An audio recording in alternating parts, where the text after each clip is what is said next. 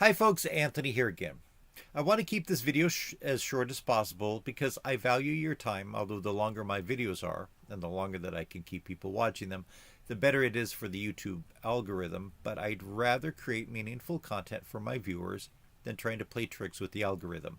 If all I wanted was to get lots of clicks and views, I could just do videos bashing politicians and Meghan and Harry. Anyway, I just wanted to say a few things as we go into the holiday season. In America, we have this concept of spring cleaning. As the weather starts getting warm, we go out to our garage and clean it up, or maybe clean the house or the yard. There's no reason you can't do some of those things during the next few weeks. And I know that you're going to be extremely busy and say, we have Christmas in a few days and then New Year's soon after that. I have no time. What I'm going to suggest is something that in fact benefits from us being in the holiday season right now, since in many cases you're going to be around family and friends. Now, as an American, I'm speaking mainly to an American audience.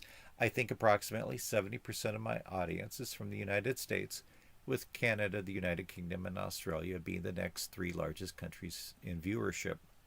But I would say that I think that we have two topics that people in this country and in many countries and cultures have difficulty talking about, and that's human sexuality and finance.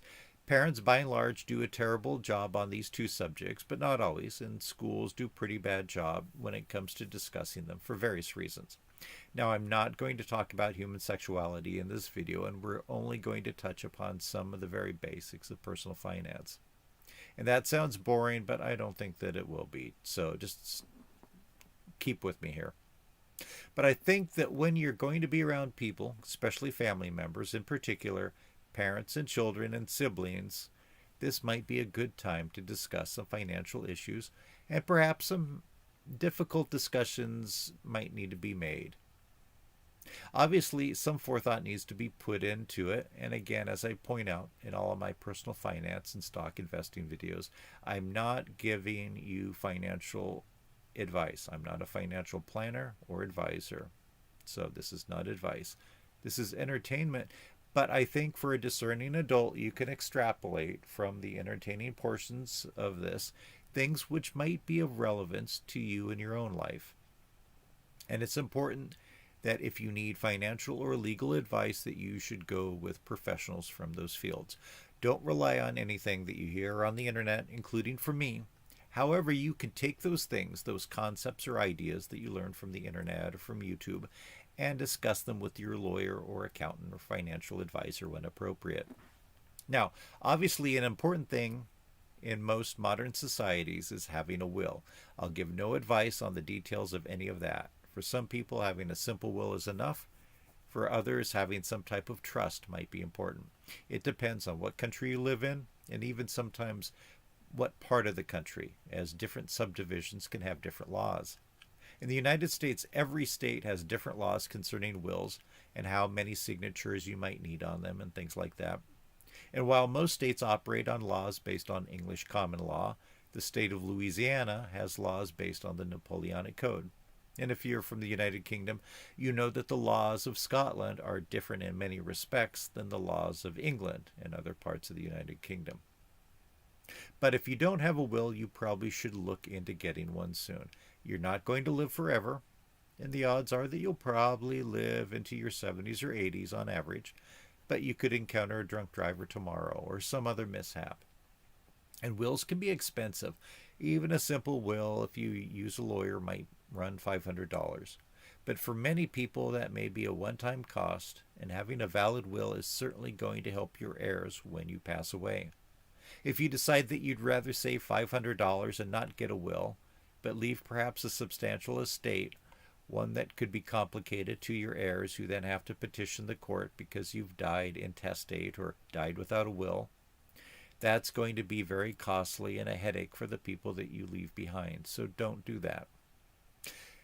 What about how you want things divided up? If you have three children and a house that's paid off and say a couple $100,000 in bank accounts, that might be fairly easily to distribute. But you'll need to have somebody identified as an administrator, and if they're going to sell off the house and distribute the money equally to your children, as well as distribute the money in the bank accounts equally to them, that's pretty easy, but it's still going to take some time and effort and some paperwork. But what if one of your children wants to move into the house? That actually is a fairly common occurrence and could be done fairly, but it's something that should be discussed while everyone is still alive and able to discuss and agree on things. What if you have a lot of physical possessions, things that may not be worth all that much, things that might be sold for small amounts at an estate sale or a garage sale, or just donated to Goodwill, but things that to your heirs, to your children or grandchildren, that might have some sentimental value, even if not much monetary value. While you're deciding on the distribution of your assets, discuss with everybody what is it that they want? What is it that they expect of how things will be disposed of after a parent passes? If Grandpa has a pair of skis that he brought over from Norway when he immigrated, and he's not going to be skiing ever again or using them, and one of the grandkids want the skis, why not give the skis to them now instead of making them wait for 7 years until Grandpa passes? If Grandma has costume jewelry that truly has very little monetary value, but sentimental value for some members of the family, and Grandma's not going to be wearing the costume jewelry anymore, why not distribute it when she's alive? If parents have a bunch of antique furniture that really isn't worth all that much, and it's being stored in a mini warehouse where they're paying $100 a month for many, many years, and nobody wants the furniture, then why waste the money on storage for stuff that no one's going to want when mom and dad pass? Have the conversation with the family, and if nobody wants it, get rid of it now. In January, contact a local auctioneer or consignment store and see what can be done about disposing of the furniture. So, if every family has different needs and topics that need to be discussed, but discussing it when everyone is alive and less emotional is better than after somebody has passed and people are in a state of shock and are emotional and there's arguments over what different heirs think mom or dad would have wanted. And that brings up another topic, that of funerals and burials and memorials and monuments.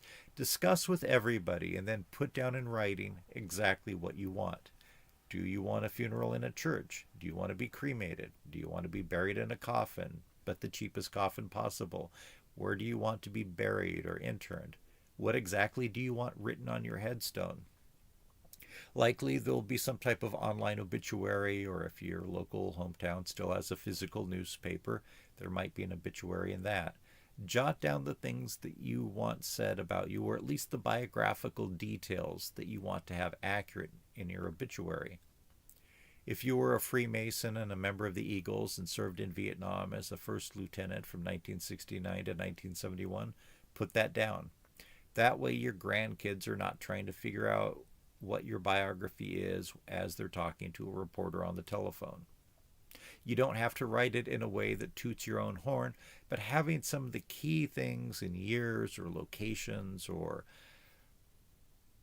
lodge numbers can be helpful when people compose these obituaries.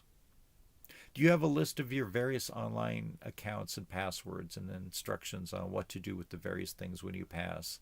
That would be good to make up and keep a couple copies in safe places, and tell your trusted heirs where those places are so that if they need to go in and cancel your automatic garbage payments or delete your Facebook account, they can do so. I'm going to end here as I wanted to keep this short. I could go on and on about all kinds of other things that you should be thinking about, but I think for a lot of people these can be difficult discussions, so I just want to kind of start you off with baby steps. I promise that I'll try to get some more basic ideas posted in the near future, but I think for most people who haven't already done so, if you're viewing this video, then hopefully this will prompt you to sit down with the people that you need to speak to at some point during the holiday season, and there'll be time for that if you make it, and talk to them about yours and their wishes and expectations for the future, in particular when family members may become incapacitated or pass on. And it's not only important to talk about these things, but write them down so there's no dispute in 7 years over what somebody said about how they wanted their remains to be handled or how their possessions should be divided up. Okay, if you've made it this far, I do appreciate it. Hopefully, you'll hit the like button if this has prompted you to think about your own situation. I hope that you'll hit the subscribe button, and please do leave comments. In the future, I'm going to talk about some real life experiences that my family has had, and I'd love to hear from you about your own.